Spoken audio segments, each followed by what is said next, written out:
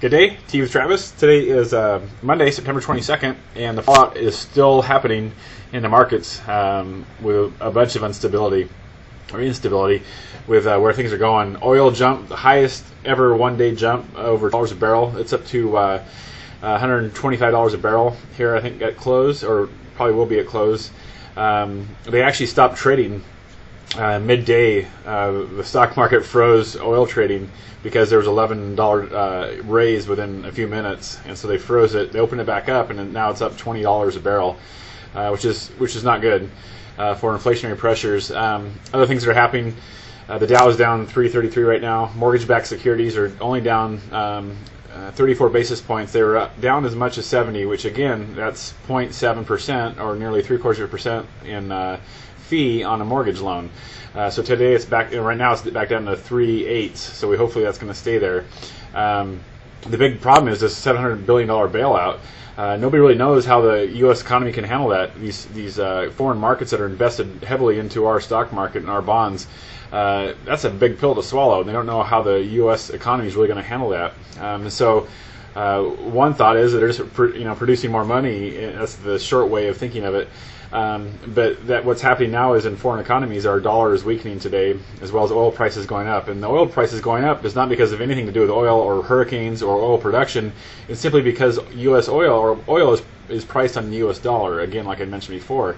So when the dollar value is dropping considerably today, it's driving these oil prices up. So not a real safe thing.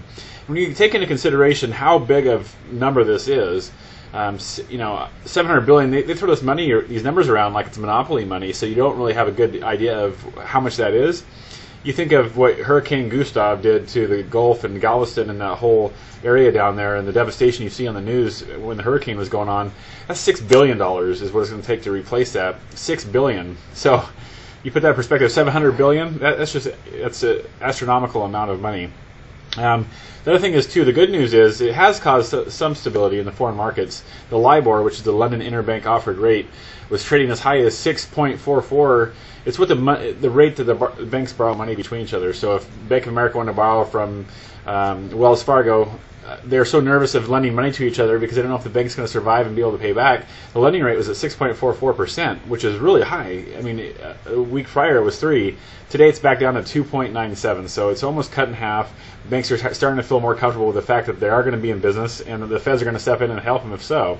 Also, Goldman Sachs and Morgan Stanley also became under the Federal Reserve control. They now have become bank holding companies, also like Citicorp, JP Morgan, Chase. Those all are considered banks, and they're held under federal scrutiny.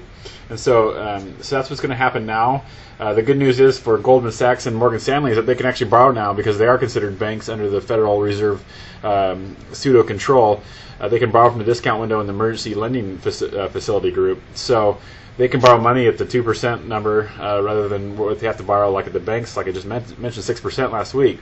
So again, it causes liquidity, stability, and fluidness in the market. So hard to tell. I think it's going to take probably this week at least before we really see any kind of stability where we're not going to see 100-point drops in the Dow or 100-point gains in the Dow, and vice versa for the mortgage-backed securities. So interesting time, but again, housing prices are still low, and so I would, if you're hesitant at all on making a decision to buy right now, I would lock in, find a place, and go for it, because who knows what's going to happen in a couple of months. And I think right now we're it's a safe place to at least do something. So don't be frozen in fear. We'll get it figured out, and hopefully this is helpful. Have a great day, and we look forward to serving you, and be blessed.